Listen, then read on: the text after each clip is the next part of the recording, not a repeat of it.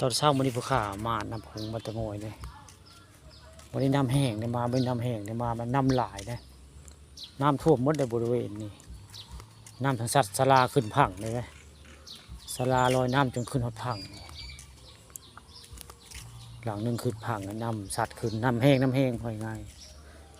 อันแมวนี่ก็สงสัยแมวอันนี้พ่อผมมายืนแมวไผ่เท่มายืนนี่ผมสลานี่ก็น้ำพัดขึ้นเลยน้ำมันแห้งเนี่ยจนขึ้นข้างไว้ง่ายผมไหลขึ้นข้างไปเลยผมเรียกว่าน้ำแห้งเลยได้ผมจนพัดเอาสลาขึ้นข้างไปได้พี่ยังไม่เอาลงเลยได้ผมอิงก็เซเล่ได้น้ำลายเลยนั่งเห็นห้อยได้น้ำพัดสลาไว้ง่ายสลาลอยน้ำขึ้นมาขึ้นข้างได้ปกติสลาอยู่แต่น้ำไปเลยแต่มาโมนีสลาขึ้นถึง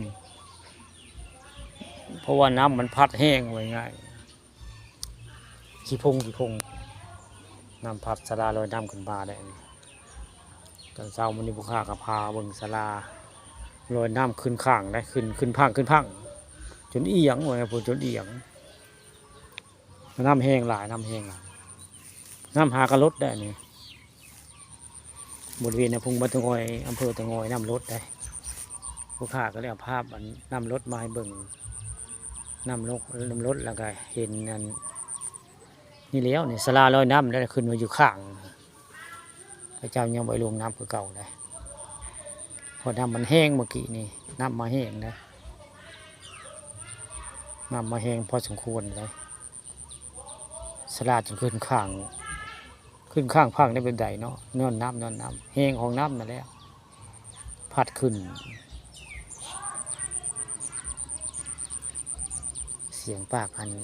คนงานข้าเจ้าได้มาบริเวณนั้นทั้งถึงในพญาตะงอยมาตะงอย